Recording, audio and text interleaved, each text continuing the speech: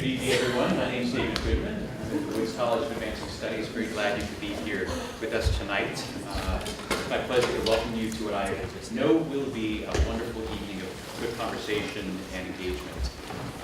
We have with us tonight two exceptional speakers who will deliver short papers, and then afterwards we'll have ample time for good discussion.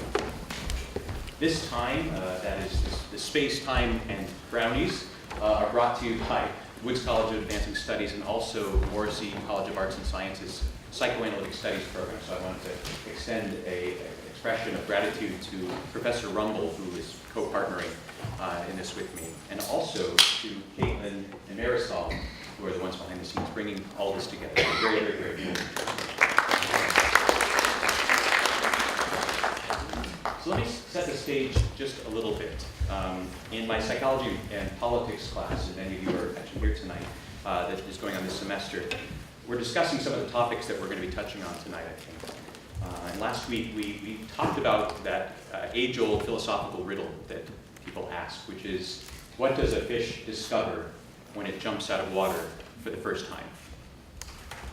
And the answer, water.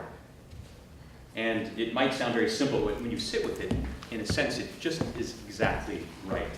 Until a fish leaves that which it lives in, what it's normed in, and what is fundamentally known, it does not know that there is anything other than that. Water doesn't exist until one realizes there's something other than water, and it needs to live in that space in a different way. We don't know our context. We don't even know that we are living in a context, sort of phenomenologically, until we are challenged to think outside of that. The two speakers who are here tonight are individuals who have provided that challenge to me in my life. Their writings, their friendship, their scholarship, their leadership have invited many people to think and challenge about the context that they live in, the world they live in, and the ways that has actually shaped the very way that they think. So the purpose of bringing them to BC to speak into our present context is to help us think and challenge and illuminate the very manner with which the world that we live in shapes how we come to think the way we think. Not easy work at all. But the very way that the shape of our subjectivities has been forged by the socioeconomic context we live in. And we've got different labels for those things. Neoliberalism, and you'll hear lots of things talked about tonight. And the hope is to angle in different ways so that we better understand the shape that our minds have taken in the present context. So Professor Sugarman and Richardson, we're delighted that you're facilitating this exploration tonight.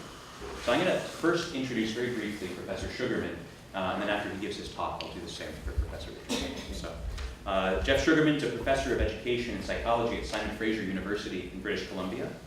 He's held significant leadership roles in the American Psychological Association, has an extensive publication history in theoretical and philosophical psychology and many of the issues that surround that, and lives with a type of open curiosity in his life that's an extraordinary model to those who live around him. So, Professor Sugarman, please.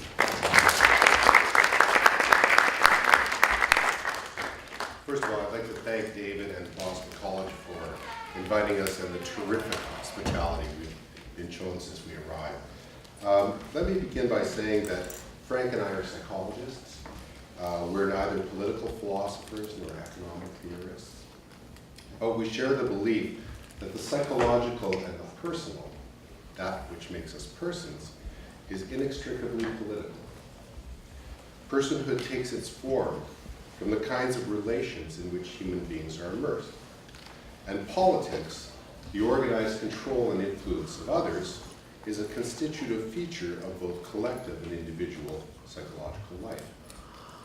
For this reason, psychologists can't ignore the political, neither in their explanations of human personhood, nor in the conduct of their professional practices. Failing to take into account the constitutive influence of socio-political institutions leads mistakenly to fixing features of persons to human nature rather than to the institutions within which we become persons. Neglecting the political also perpetuates scientific myth, such as the ideals of disciplinary and professional objectivity and neutrality, that psychologists can operate without presuppositions, without moral and ethical commitments, outside the particularities of history, and immune to the effects of politics. In the absence of concern for the political dimensions of personhood, I believe psychology and psychotherapy are susceptible to being deficient, misguided, and potentially damaging to humankind, despite most psychologists' well-intentioned aspirations to be a force for good. Neoliberalism is an elusive concept. Few, if any, self-identify as neoliberals. There's no political party or national regime bearing the label, nor does it designate a professional position in economics. There's considerable debate over the term's usefulness, given that 8 distinct neoliberal traditions can be identified, and a lack of consensus regarding precisely what it entails. Nevertheless, neoliberal captures a powerful current of thought and practice in the contemporary world, one that coalesces around specific themes that shouldn't be obfuscated by conceptual skirmishes. Neoliberalism is principally a doctrine of political economy, but it is also a model of civilization that is transforming individual and collective life. The language and practices of neoliberalism are revising how, as self-interpreting beings, we see and describe ourselves and others, inevitably reshaping what we are. Neoliberalism is recognized as the 4th distinct phase in the history of capitalism.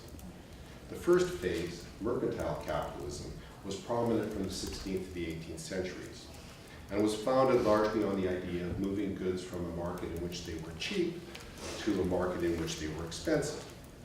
Neither land nor labor were true commodities. The economy was strongly connected to the state. Absolutist rulers used their powers to regulate commerce internally within their realms while they profited from external plunder. For a variety of reasons, most notably the rise of liberal thought and the revolutions it incited, mercantile capitalism was replaced by liberal capitalism, the second phase of capitalism's development. European capitalist states no longer sought to use public power directly to regulate the internal territorial commerce. They created economies in which production and exchange appeared to operate autonomously, freed from overt political control through the mechanism of supply and demand. What undergirded liberal capitalism was a new legal order that established the supremacy of contract, of private property, of price-setting markets, and of the rights of free individuals. The result, so it seemed, was a sharp division between the public power of states and the private power of capital. But in point of fact, states continued to use repressive force for economic gain.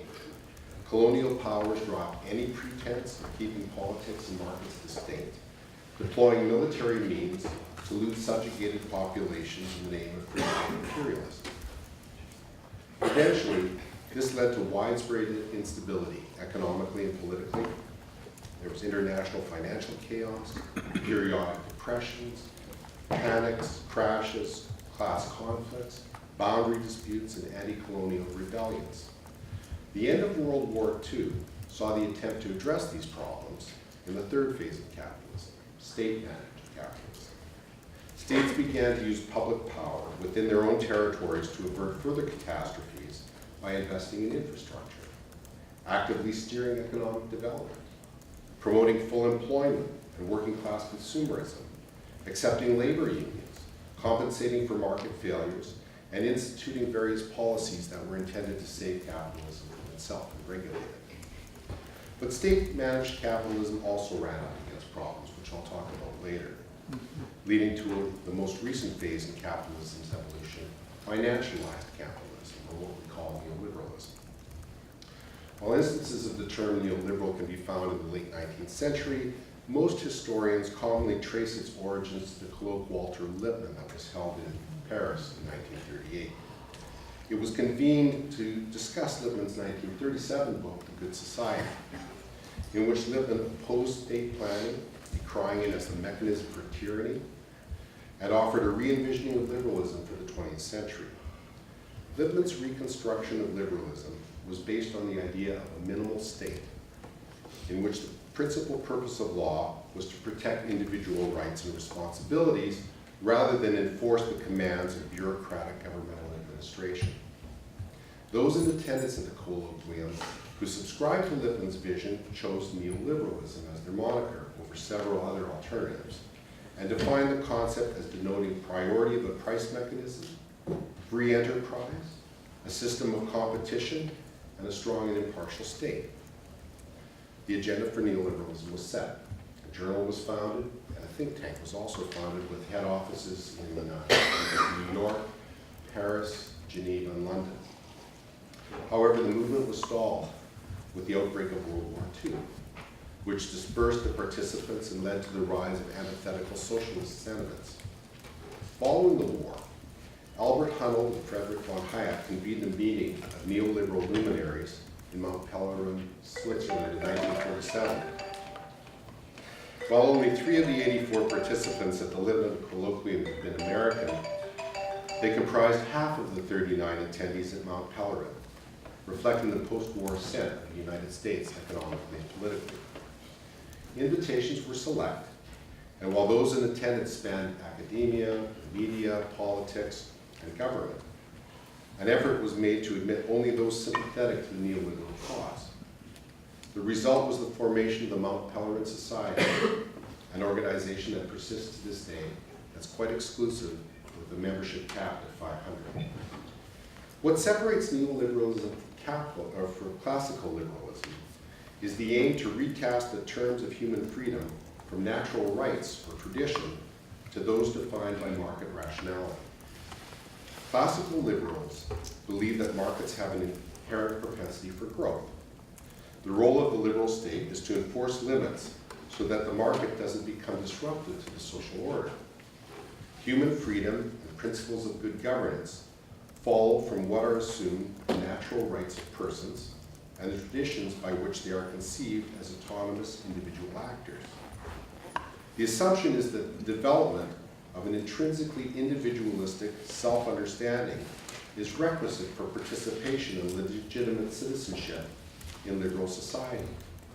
But once formed, liberal individuals need to be protected from each other, given their self-interest and the competitive nature of the market. Laws setting constraints on the freedom of individuals serve to contain the threat to the social order posed by the unruliness of an unrestrained market. By contrast, neoliberals assert that human freedom equates with market freedom. Rather than attempting to protect society from the objectionable excesses of the market, neoliberals seek to protect the market from what they charge are the excesses of social and political constraints. Neoliberals conspire to remove all restrictions placed on the market so as to allow the market to shape society instead of the other way around.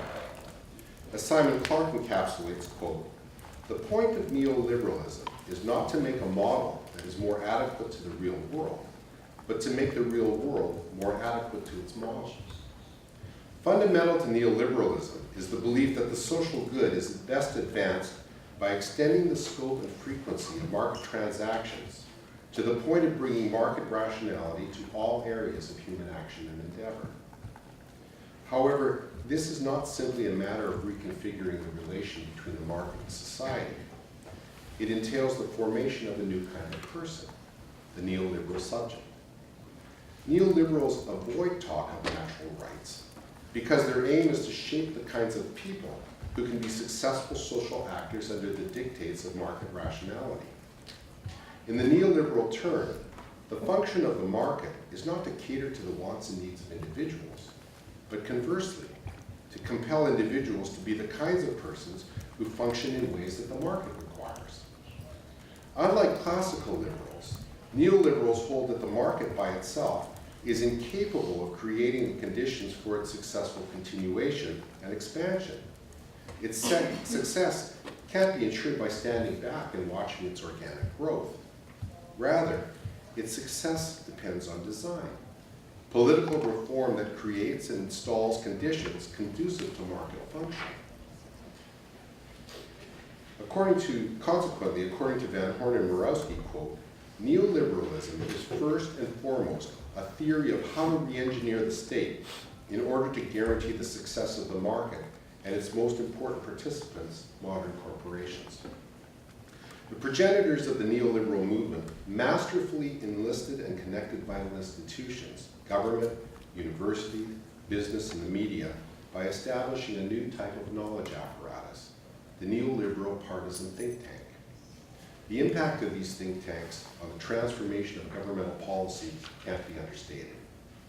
No longer driven by fact-finding, these so-called research institutions, private, funded by corporations and foundations, and tax-exempt, are fueled by advocacy and globalization, with the primary aim of broadcasting neoliberal thought and aligning social and political policy with its agenda. Over the past 40 years, scores of influential neoliberal think tanks have been founded, such as the Heritage Foundation, the Cato Institute, the Atlas Network, and the Institute of Economic Affairs.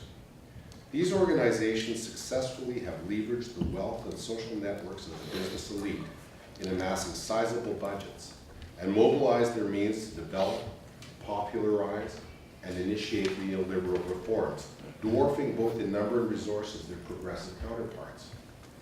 Many Mount Pelerin Society members have held academic positions.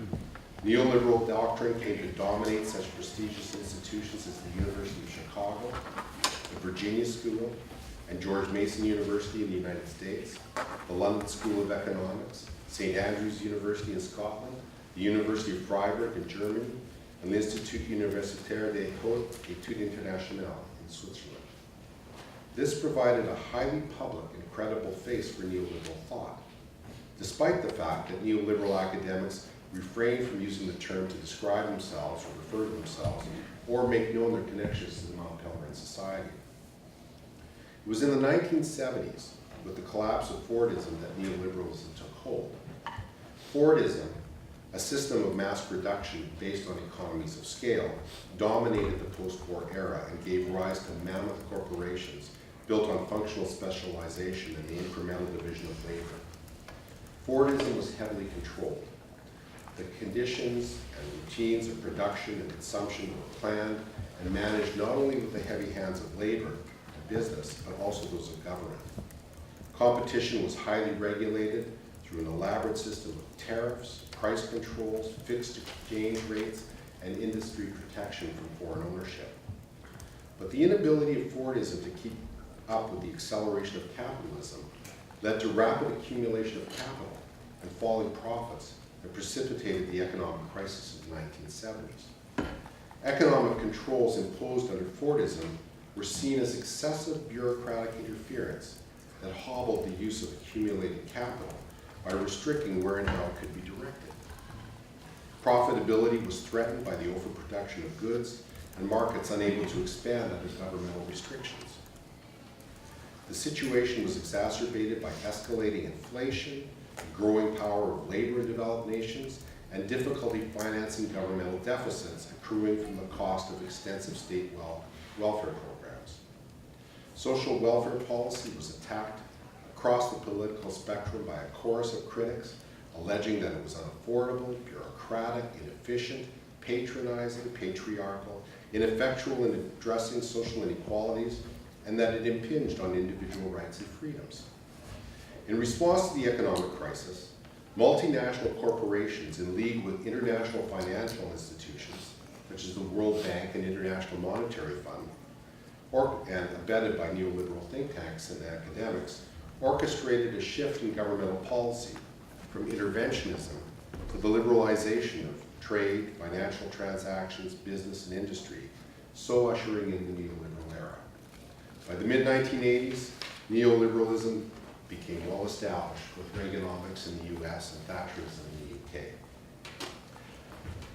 UK. In sum, neoliberalism is a project of social and political reform warranted by the proposal that, in David Harvey's words, human well-being can best be advanced by liberating individual entrepreneurial freedoms and skills within an institutional framework characterized by strong private property rights, free markets, and free trade. Neoliberalism is the institutionalization of the values of market rationality, an ideology that configures human freedom as the actions of a rational, self-interested actor in a competitive marketplace, and human life as a kind of enterprise. The neoliberal person is understood as a free, autonomous, individualized, self-regulating, and self-responsible actor who is most fundamentally a source of capital. I want to elaborate this idea of the neoliberal person. In classical liberalism, people are thought to be proprietors of themselves. Their capacities for labor are possessed as a kind of property that can be sold in the market. By contrast, in the neoliberal social imaginary, we're entrepreneurs of ourselves. People own themselves as if entrepreneurs of a business. Individuals comprise a set of assets, skills, and attributes to be developed and managed as ventures in which to invest. As enterprising subjects, we establish and add value to ourselves through personal investment in education or insurance. We administer ourselves with vocabularies of management and performativity, satisfaction, worth, productivity, initiative, efficacy, effectiveness, efficiency, skills, goals, risk, networking, and so forth. We invest in our aspirations by adopting expert advice of psychotherapists, personal trainers, nutritionists, life coaches, financial planners, genetic counselors. And we maximize and express our autonomy through choice, mostly in our consumerism. As conduits of capital, individuals are continually to be increasing their value through self-improvement, that in turn equips them to adapt better and more quickly to the changing demands of an unstable market. However, neoliberal citizens are not simply obliged to participate in economic activity, they also are expected to create it through self-investment, self-development, initiative, and innovation. A key strategy of neoliberal governance is creating opportunities for individual choice and making citizens accountable for the choices they make. In this way, neoliberal government is able to harness as a means of control the freedom individuals believe is definitive of and inherent in their personhood.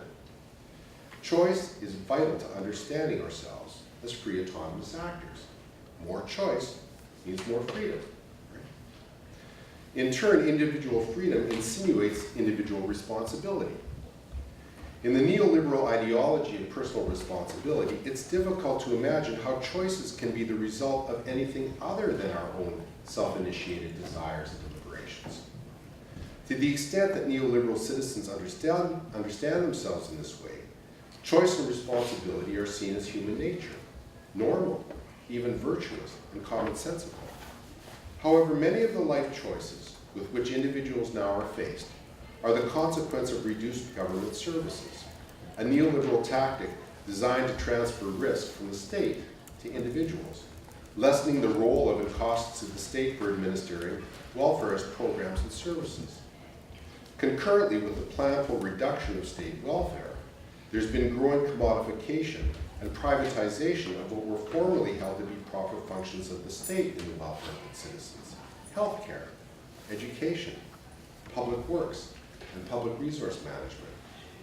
Risk has always been endemic to the human condition. However, in the climate of neoliberal entrepreneurialism and self-reliance and the decline of state welfare, we're now expected to embrace risk-taking. The result is increasingly less that separates risk-taking profiteers from the more general populace for whom risk has become an integral element of daily life, whether in matters of personal health, care and education of one's children, increasing unpredictability of employment, or dignity in old age. Along with increased risk, the current emphasis on choice and self-reliance condemns failure as self-failure, for which one is expected to bear sole responsibility, irrespective of one's history and circumstances. There's diminishing appreciation that individuals' predicaments are a product of more than simply their individual choice, and include access to opportunities, how opportunities are made available, and the capacity to take advantage of opportunities offered. Success is presumed available to all, despite socio-political structures that have enlarged income inequality and other social disparities. Decreased employment security caused rising homelessness to become so alarming as to be declared a national emergency, not only in the US, but also in Canada, and created widespread precarity, which is defined as a generalized state of material and psychological insecurity that engenders and experiences feelings of anxiety, disenfranchisement, and hopelessness. there are other consequences of neoliberalism promoting new forms of self-interpretation. As restrictions on the movement of capital were lifted, investors discovered that wealth could be increased if they switched tactics from owning companies to simply trading in them. But not only are companies now seen and managed differently, so too are their workers. The corporate strategies of short-term investment and companies retooling quickly to take advantage of rapid changes in consumer demand have been translated and imposed on the labor force. The neoliberal context of employment is chronically transitional. Workers are expected to be flexible and open to change on short notice, mobile, and embrace multi-skilling, flex time, re-engineering, delayering, constant performance appraisals, and ongoing change in working conditions, as well as exceed job descriptions to profit the company. Lifelong vocations are disappearing, replaced by job portfolios built of short-term contracts and projects. Changes in values lead to changes in practice. Legalistic contracts are replacing traditional forms of agreement, founded on trust, promises, and long-term covenants, such as those that once existed between employers and employees. In a context of work built on contracts, flexibility, and mobility, long-term commitments and relationships become less viable, as does the stability required to maintain families and cohesive communities. In a society where work drifts in time, from place to place, job to job, and contract to contract, lives are composed of fragments and episodes. And as our lives become more fragmented, so do we. The narratives of neoliberal selves increasingly are coming to resemble more a checklist of capacities and episodes than a coherent life story. Not only are we becoming habituated to think in fragments, our selfhood, identities, relationships, and cultures are becoming abbreviated, discontinuous, and less coherent.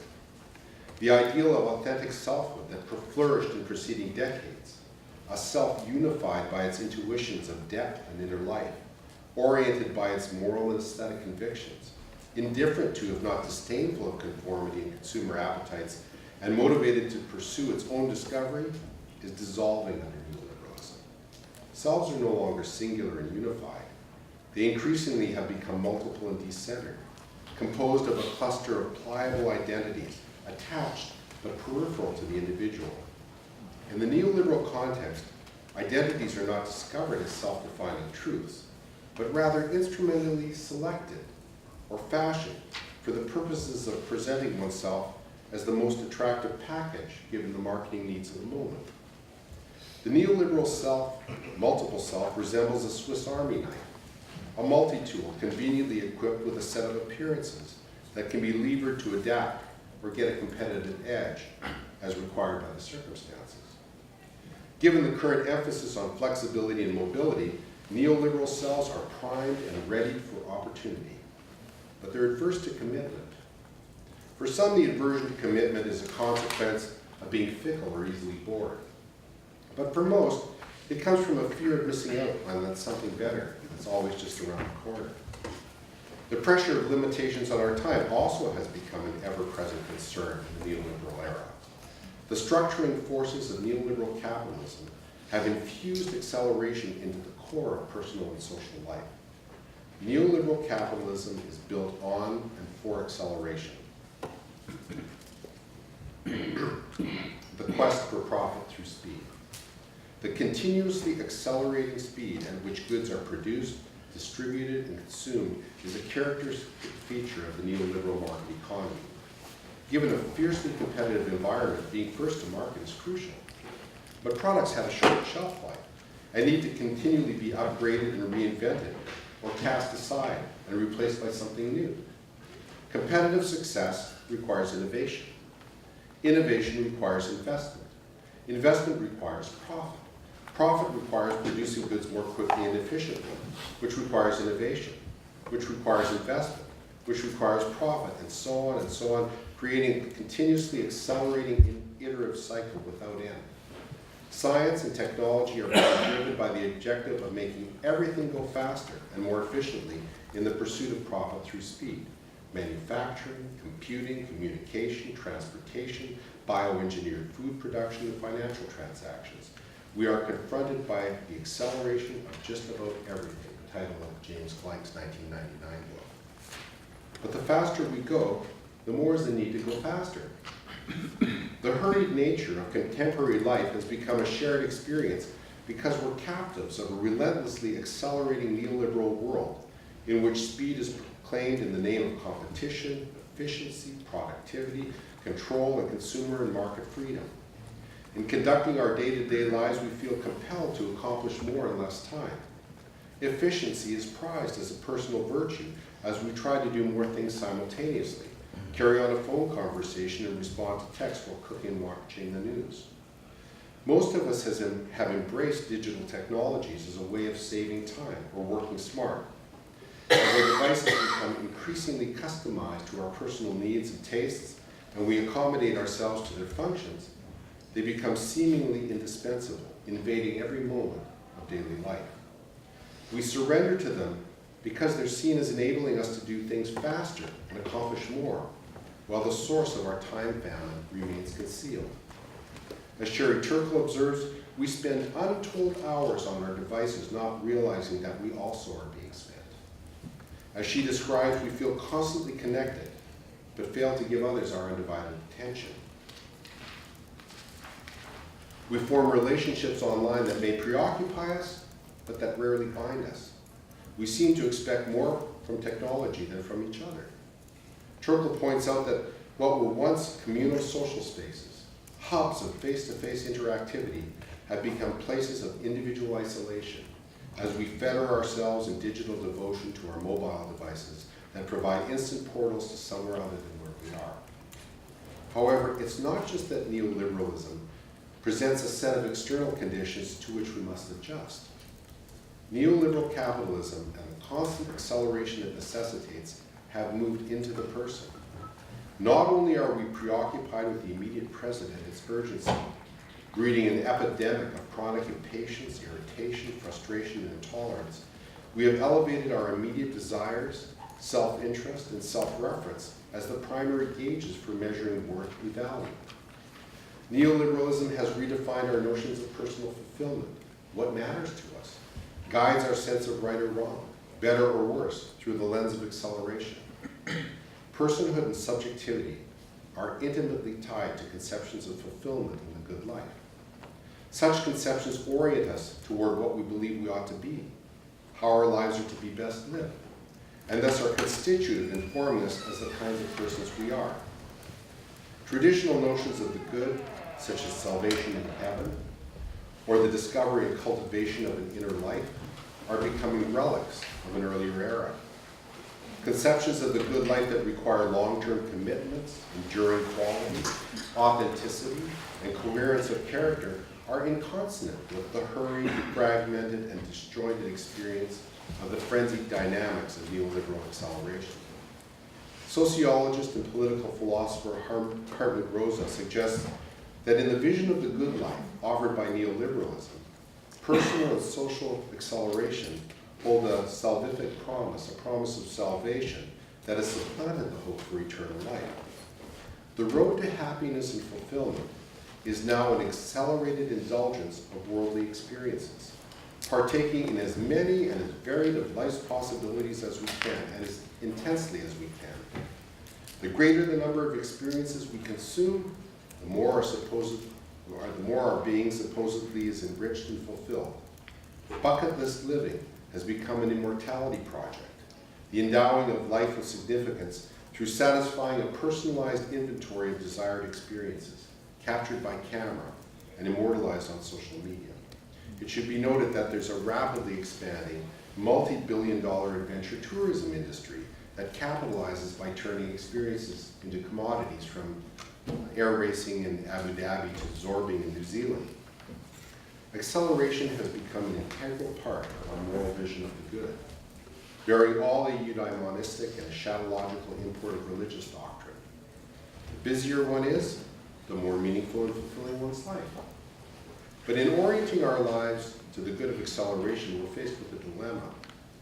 There's an endless production of potential experiences, fueled by the constant scientific, technological, and sociocultural innovation required to perpetuate neoliberal capitalism. The problem is that the number of possible experiences, the greater the improbability of realizing them. We cannot keep pace with the proliferation of possibilities, and attempting to do so makes for even less time. So having painted this bright and cheery picture of neoliberalism and what it's like to be a person in the neoliberal era, I'm going to turn things over to Frank, who will explore in a much cheerier fashion related themes and prospects for the future. Thank you.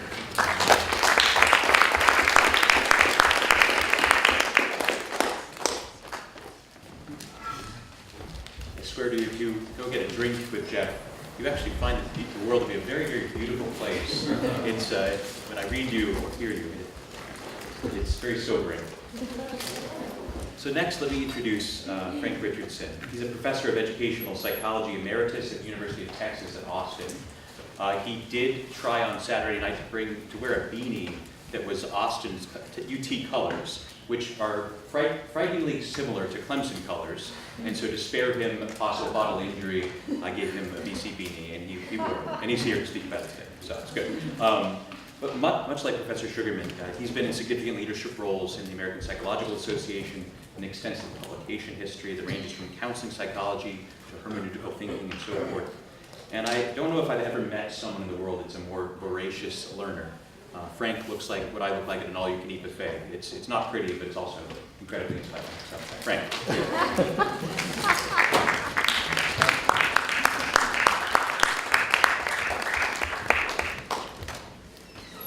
Thank you very much. Like Jeff, I'd like to thank you for inviting me here to this truly beautiful place. It's been great to be here for a few days. I don't know that you appreciate the beauty of the sea you swim in, to use David's metaphor. I wish you could take it with that to Texas. I like the metaphor, David. I wish I could use it. It makes me think of several times in my life when I jumped out of the water and looked around and said, what in God's name is the sea that I'm swimming in? One of them was a field of psychology, which I dearly love and also find very distasteful and lacking in many ways. And it was out of those mixed feelings that Jeff and I and some others have gotten into this area of inquiry. I'm going to throw out just a few ideas about the dynamics and the descent into neoliberalism that maybe capsulize some of the things that Jeff talked about. And I'm going to try to say a few words about positive alternatives, which is very difficult. It's very hard to see beyond where we are, but I'll make an effort. I can't be as cheery as Jeff promised, but I can promise to share the pain anyway. So from liberal democracy to neoliberalism, whence came the long, slow slide into our neoliberal condition? The great cultural historian, the very great cultural historian, Jackson Lear, suggests that American politics, since the nation's founding, has always sought a way of balancing the tension between individual freedom and communal well-being, between autonomy and the service of others, between self-interest and the common good. We thought we had it all figured out in the immediate post-World War II era, such that a leading political theorist, a great public intellectual actually, Francis Fukuyama, actually announced the end of history, by which he meant the end of our search and our struggle to get clear about what was a decent and workable kind of society that offered opportunity and a measure of security for most citizens. We hadn't achieved it, but we knew the direction. Instead, according to Lear, we have declined into forms of elite rule that provoke popular anger. We have declined, and these forms of living, these politics and social forms, are merely the husk of liberal democracy. The discourse of liberal democracy, he says, has been transformed into a language of managerial technique and technological jargon used to legitimate the spread of free-flowing capital. Freedom has been reduced to market behavior, citizenship to voting, efficiency for the public good to efficiency for profit. The rich civic culture that gave rise to unions, churches, local party organizations has been largely replaced in both parties by elites who have benefited from the technological turn, says Lear. I'm going to share with you just a couple of nerdy theoretical ideas that I'll try to be brief about, but for me, they're cornerstones of thinking about these things in a clear way, trying to get a focus on that sea we swim in. In his much-discussed recent book, Why Liberalism Failed, Patrick Deneen gives us a core notion, I think. It's a controversial book. You may find it controversial, the ideas. And by liberalism, the liberalism that failed, he does not mean the left as opposed to the right. He means the kind of individualism and the kind of one-sided emphasis on personal autonomy that colors both left and right in conventional politics. They both emphasize rights as central and basic and more fundamental than anything else. They just have different ideas about what those rights are. Deneen argues that classical and Christian premodernity in the West had long appreciated the kind of liberty that would thwart tyranny was a condition of self-rule, self-cultivation, self-rule, self-deepening. Something achieved through the cultivation of moral excellences or virtues such as temperance, wisdom, moderation, and justice. This kind of self-rule always involved a limitation of desire. Very important notion. In some ways it's as simple as if you want to play the violin very well, you have to practice very hard and very long, and there's a whole lot of other things you can't do. It involves self-discipline and giving precedence to the deeper satisfaction or sense of meaningfulness associated with the achievements of character over sheer quantities of worldly success, prestige, or possessions. Such cultivation of character entails finding a sense of lasting purpose and deeper meaning, which of course endlessly evolve, that may withstand life's disappointments and tragedies. It goes hand in glove with developing social norms and institutional forms that check the power of leaders and allow the expression to varying degrees of popular opinion in political rule. According to Deneen, at the beginning of modern times, leading voices saw this kind of liberty requiring moral excellence as both paternalistic and ineffectual. Jeff tells me that notion is not clear. I want to expand on it ever so briefly. It's like traditional notions of what's a good man, what's a good woman, what's a good citizen, what's a good ruler, may have reflected important moral virtues, but they were also colored by a certain amount of dogmatism, or a certain amount of staticness, or a certain kind of self-congratulation and contentment that needed to be weeded out. And also they were seen as ineffectual, like the founding fathers of this nation. They felt that a true republic was not possible because most people would never have the character needed to carry it out. So there's a risk of arbitrary authority, and we're powerless to control human selfishness, greed, and pride, so many thought. Machiavelli is the touchstone for this. He was the one that argued that forcefully, and it moved into the general climate of thought. The novel solution proposed was to base politics upon the reliability of the low rather than the aspiration to the high. In this approach, liberty is significantly redefined as the liberation of humans from established authority, emancipation from arbitrary culture and tradition, and the expansion of human power and domination over nature. A much more effective curb on incurably base or narrowly self-interested human tendencies can be provided by strictly external constraints, by, quote, the legal prohibitions and sanctions of a centralized political state.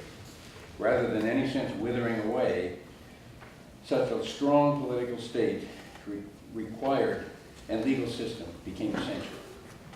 This modern conception of liberty has contributed greatly to a considerable expansion of human rights and dignity, work that remains unfinished today. But it has never explained the following. It has never explained how profoundly self-interested human persons can be motivated to craft law and policy that will effectively contain their inherent drive for power and possessions, and for worse. As C.P. Snow said, civilization is hideously fragile.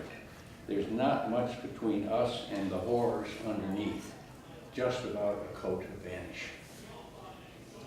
For a long time in American history, our sense of communal well-being was partly shaped by carryover of traditional ideals of liberty and of character and the common good.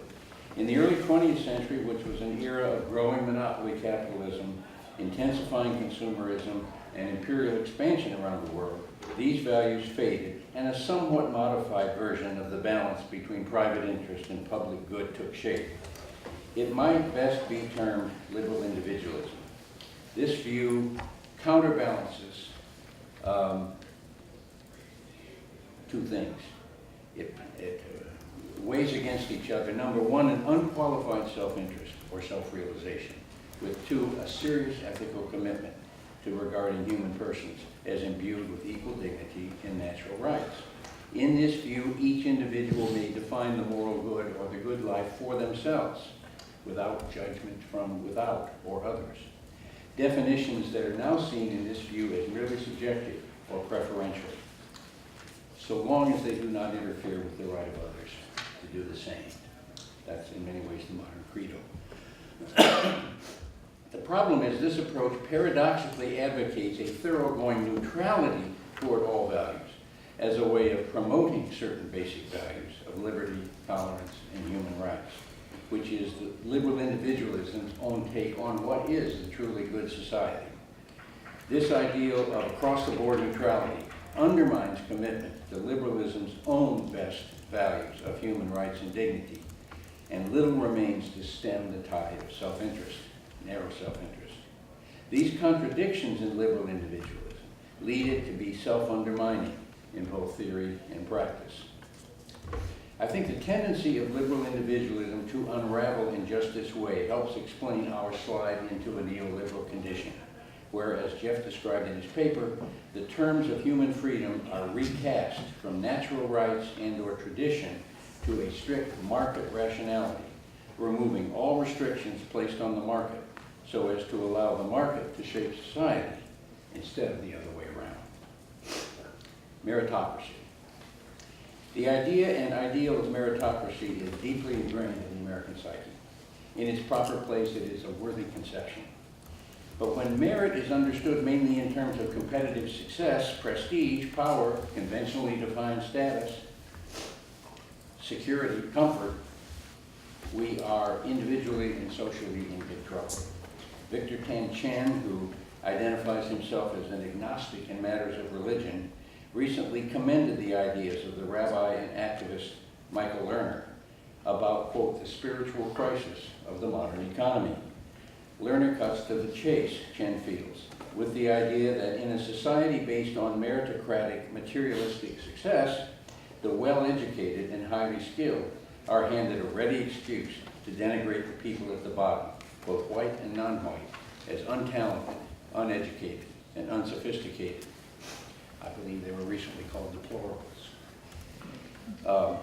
A culture of pernicious, extreme meritocracy, he said, abets the situation by holding up those who succeed as examples, however anecdotal, that everyone can make it in America. We might add that there is evidence that even those who make it far up the ladder of success often seem to suffer as much as anyone else as part of this spiritual crisis. William Deresiewicz, in a much-discussed book a few years ago, Excellent Sheep, describes how an increasing number of students at elite colleges are deeply frightened of not being highly successful.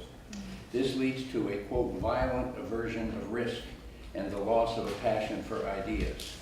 They give little attention to cultivating skills in critical thinking or questioning assumptions, which play no role in the frantic rush for good grades and other markers of success.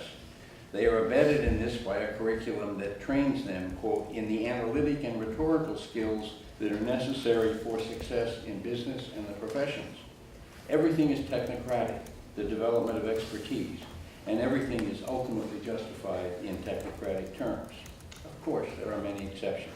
However, he contends, beneath the facade of seamless well-adjustment, what you find, he taught at Columbia for another year, a few years, for 20 years before he retired to live in the woods and think and write. He contends that beneath this facade of seamless well-adjustment, you often find toxic levels of fear, anxiety, and depression, of emptiness and aimlessness and isolation. He notes that a large-scale survey of college freshmen recently found that self-reports of emotional well-being have fallen to their lowest level in the study's 25-year history. And I've referenced some other sources about that kind of decline in emotional well-being. Beyond neoliberalism, I find that most of the critics of neoliberalism have little to say about credible alternative personal or social pathways for us in our kind of society. Many of them seem to me to be just angry liberals who just can't believe what is happening to their prized welfare state. In fact, I think we have a few clues that we can follow up on. I would make this idea perhaps a somewhat nerdy one, another nerdy one, the corner of our search. Namely, here it is. Generally, we tend to view means end or instrumental social practices as the most basic or characteristic kind of human action. In such activity, means are separate from ends, and almost any means will do so long as it produces the desired results. So if you want to get to New York, it doesn't matter if you walk or fly or take a plane or have access to a Star Trek transporter. It's of no difference as long as you get there. However, the case can be made, and has made by some of us in our field and others, that means-end relationships in the instrumental sense are simply not the basic form of human activity or practice. It's not means-end, but constituent-end social practices that are more fundamental and more characteristic of humans. In constituent-end practices, means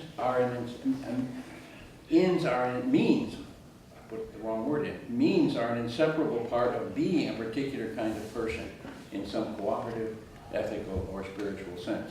If you want to be a good friend, you can't do it by being hostile, indifferent, or neglectful. You have to be loyal, trustworthy, patient, and often quite forgiving. And those things take effort and deep self-cultivation. If you want to be courageous, you have to do courageous things. You can't stay home and avoid the battles. In this tradition of thought, virtue or moral excellence it's not an inner state, it's not an attitude or a perspective on things. It only exists in the activity, in the actual doing of being that kind of person. Such constituent-end practices are the crux of moral excellence and maturity, just like the temperance, wisdom, moderation, and justice that Deneen spoke of. They are downplayed in liberal individualism, and they are largely banished from the scene in a neoliberalism polity. Politicians, culturally, don't talk about it. Most of us appreciate such moral excellence in ourselves and in the life around us, and such depth of character is something that we notice the presence or absence of. But we are typically not very articulate about it, and we tend to exclude it from our academic and political discourse. If this were a classroom setting, we could properly brainstorm about such excellences and begin to correct this blind spot. The only thing I regret about a presentation like this is that we can't just stop and brainstorm about examples about every third sentence. You have many interesting things to say, and I would learn something instead of just saying what I think I already know. I'll give you the tiniest of examples. I don't know what it will mean to somebody who wasn't there. A young woman in a graduate class I taught, I'm not even going to give you the topic we were talking about. She suddenly threw her head back in the chair and emitted a low volume moan and said, "My goodness, what you're talking about is what we're talking about. Just throws me for quite a loop." She said, when I was growing up, my mother several times said to me, "We're pretty well off. We get to take vacations, we live in a nice house, we can do things. You have to be very careful when you go to school that you don't say anything about who we are or what we do or what we have that might cause someone else to feel ashamed or inferior or down." She said, "I don't ever do that. I never congratulate someone on their loyalty or friendship or forgiving nature. I congratulate them for the grades they got, or their GRE scores, or the academic honors that they won. And my God, there's something wrong with me," was the way she put it. Of course, she was quite a sensitive person even to be able to see that. Here's another example which speaks to me for reasons I can't go into. Maybe it will to you. It would be the sense of happiness and pride that parents enjoy when their child shows empathy for others or follows her or his conscience, even though it risks at least temporary disappointment or disapproval from others, compared with finding their primary satisfaction or reward in their child's competitive achievement in academics, athletics, or attaining popularity or prestige. even, mind you, if the child follows all the rules and norms of honesty and fair play in reaching those goals. There are examples of such ethical accomplishment in our midst.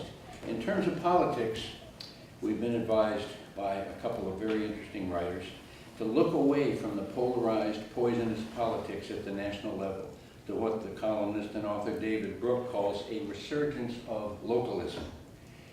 In their new book, Our Towns, James and Deborah Fallows report on a 5-year, 100,000-mile trip and investigation of economic and cultural revitalization under the radar in dozens of smaller towns and cities across the U.S. It is an amazing read for those of us who have spent most of our time in an academic cocoon, occasionally checking out the media frenzy concerning paralyzed and hate-filled national politics. I wish I could tell you more about what they have to offer. I encourage you to look into their book. For example, in an essay reporting on how American politics can work from the bottom, that's the way he puts it, Thomas Friedman reports on how in Lancaster, PA, and a number of other places, what he calls complex adaptive coalitions, in which business leaders, educators, philanthropists, social innovators, and the local government, previously confined to their own silos, work together to unleash entrepreneurship and forge whatever compromises were necessary to fix the city, from a shortage of clean water to bringing public art into the city. These complex adaptive coalitions are by and large a heterogeneous group of citizens, very different political orientations and sensibilities, sitting around somebody's large dining room table and sharing their ideas about what's wrong and what in God's name we might be able to do about it. By the way, localism starts with and has to include the culture of neighborhoods. Christopher Lasch, in his last book, The Revolt of the Elites, highlights what Oldenburg calls the great good places, neighborhood hangouts and informal meeting places that have given way to shopping malls by and large. They are, Oldenburg calls them, third places, different from highly structured organizations or families and other small groups. They also differ greatly from clubs, political affiliations, or online social networks based on shared tastes, political inclination, personal inclination, or current political biases. They are uniquely rewarding and beneficial, but sadly and rapidly disappearing from the scene. In Oldenburg's view, the open agenda of rambling third-place conversation promotes habits of decency that spill over into the wider community. Lasch summarizes Oldenburg's ideas. At their best, whatever hint of a hierarchy exists in such places is predicated upon human decency and not on wealth, glamour, aggression, or even intelligence. If somebody shows off, they're mildly shunned and they can't get back into the conversation of the group unless they grow up and act like just another ordinary human being. I'd love to brainstorm about that. Maybe suggest something to you. Lasch suggested that the best account of neighborhoods and its political potential is still Mary Parker Follett's book, The New State, published in 1918. She too explains how the sociability of neighborhoods, in contrast to that of typical voluntary associations, causes decency to be more highly regarded in the third place than wealth or brilliant achievement, and regularly deflates the gloom of pomposity and pretension. In this and other ways, says Lasch, believe it or not, it encourages essential political virtues. Hard to find examples of that, but I was taken by some of the accounts of Senator John McCain's life in politics when he died recently. And he had a remarkable capacity for duking it out with you one day and then getting up the next and putting his arm around you and saying, how's it going, buddy? Let's work on something else. Let's get ahead. He understood friendship, one of the greatest of virtues. Aristotle said it was the greatest of virtues, was something he never let be dimmed by any kind of politics or competition. You don't have to agree with him about everything to appreciate that. These accounts of localism seem to me to touch on ethical meanings and values that liberal individualism characteristically overlooks. Friedman quotes a Lancaster, PA civic leader who says that when asked what makes for a most successful community, people say, the leader says in different words, we are a community that creates respect and unity. People want to be heard and they want to be respected. And they want unity, no divides.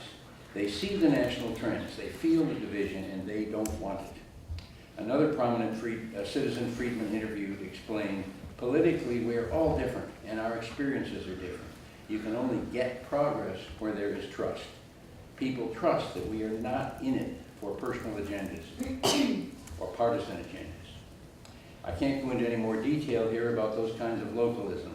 Brooks calls it truly a revolution. I would just say that it is hard to imagine how a neoliberal order of things can be superseded except by a trickling up of such qualities of modesty, self-forgetfulness and service and civic friendship and justice in a more substantive sense than we usually think about it. The lost art of argument, a phrase of Lash's. If I were to recommend one book on these topics, it would be Christopher Lash's 1995 published posthumously, a short book of short essays entitled The Revolt of the Elites.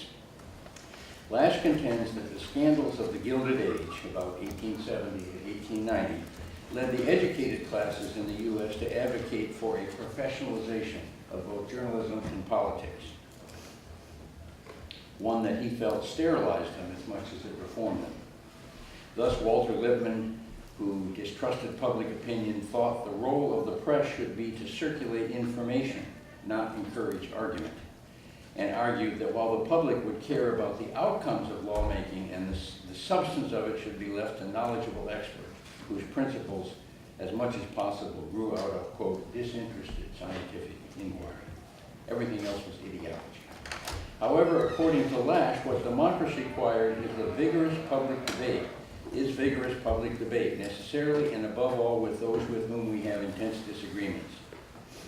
So-called expert opinion is just one form of the wide-ranging, freewheeling conversation that genuine democratic politics requires. In Lash's view, Lippmann's sharp epistemological distinction between truth and mere opinion is particularly unhelpful. He writes, "It is the act of articulating and defending our views that lifts them out of the category of so-called opinion.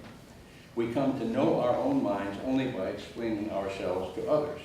The attempt to bring others around to our point of view carries the risk, of course, that we may adopt their point of view instead. They may know better. They may see deeper about something. We have to enter imaginatively into our opponent's arguments, if only for the purpose of refuting them. And we may end up being persuaded by those we sought to persuade. Argument is risky and unpredictable, and therefore educational." This last section, the search for a new wisdom of limits, a term from Lash. Participation in this kind of demanding and vulnerable debate would seem to require a great deal of ethical maturity or depth. To be sure, a great deal of courage, compassion, and humility. It requires a funny mixture of real personal strength and considerable humility and openness.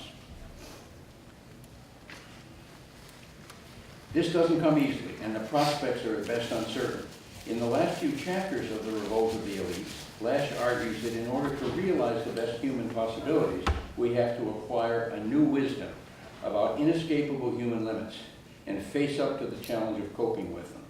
In a remarkable passage, Lash writes, as Hannah Arendt has pointed out, the Enlightenment got it backward. It is citizenship, a cultivated character person, that confers equality, not equality that creates a right to citizenship. Sameness is not equality, and mere political equality, therefore, is the very opposite of the equality before death and the equality before God. What is equality before death, oh God? At bottom, it is human finitude itself, the human condition. It involves a wildly unequal distribution of abilities, talents, and conventionally desirable qualities, along with the pain, confusion, envy that engenders. It is a condition of mortality and impending death. It entails much disappointment, sharp ethical conflict, some disagreement, some degree of suffering, susceptibility to tragedy and loss, and the necessity of trying to find meaning and purpose in living, even though much of life remains a mystery. In a recent essay, the author and journalist Anne Applebaum, you may have read her columns in the Post, notes that liberal democracy involves different forms of competition. Just regular liberal democracy requires competition in politics and culture and business. She attributes the turn to authoritarian populism in today's world partly as a result of failing to cope with the considerable ethical challenge this situation of ordinary competition actually presents. Temporary losers give in to resentment and may attach themselves to an authoritarian leader and his or her promises. And temporary winners cling to their power and advantage, in both cases failing to carry on with the rough and ready ways of a liberal democracy. So as a footnote to her point, I would say it turns out that a healthy dose of more traditional virtues or depth of character may be required to preserve modern freedoms and liberal democracy. In a chapter in The Revolt of the Elites entitled The Abolition of Shame, Lasch deepens his analysis of how we obscure human limits and the price we pay for doing so. He suggests, in effect, that in order to rejuvenate genuine democratic politics, we are going to have to face up to some of the dark and difficult dimensions of the human condition and human struggles. One way he does this is to question the widespread tendency in psychology and psychiatry, both professional and popular, to expose shame as something merely judgmental, moralistic, or a matter of outmoded prudery. Shame is often defined as simply the absence of self-esteem. The whole idea is to liberate us from shame so that we can operate in whatever autonomous and self-affirming way we wish, so long as we don't trample on the rights of others to do the same. Some of these accounts of trying to abolish shame extend their critique to the wider society and actually make the whole society a patient, an approach leading them to encourage the advance of human rights and the expansion of the welfare state, perhaps often usually a very good thing, but it's not sufficient to deal with the problem.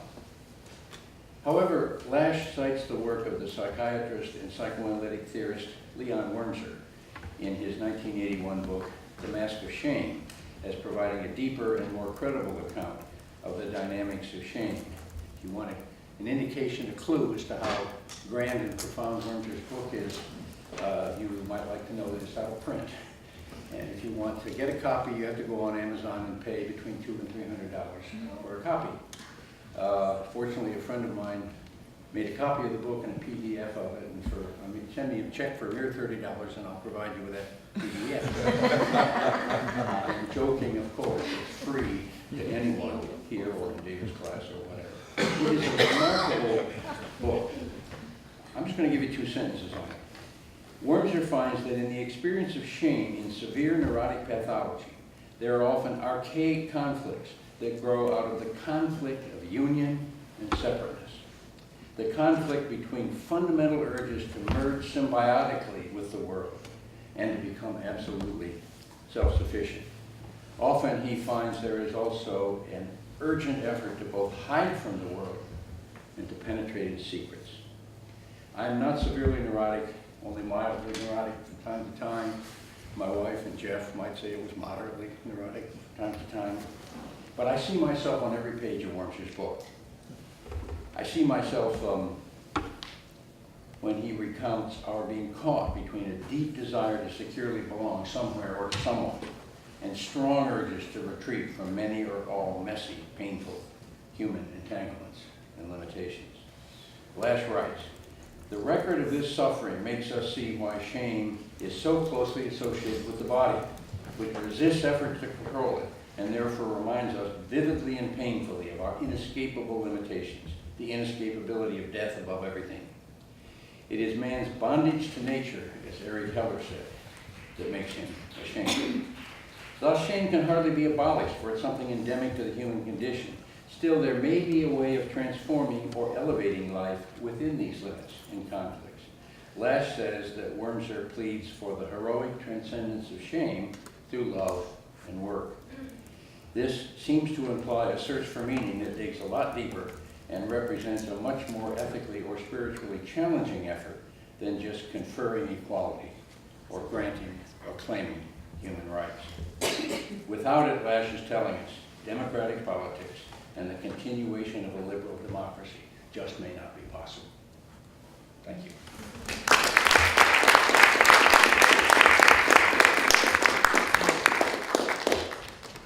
Thank you, Frank.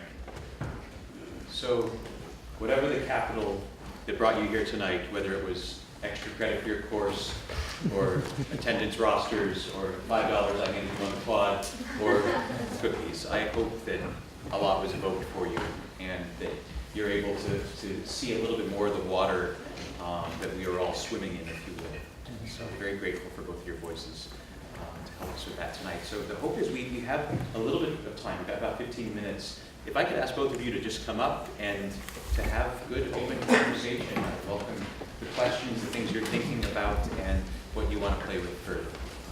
We have them here for the evening, so enjoy.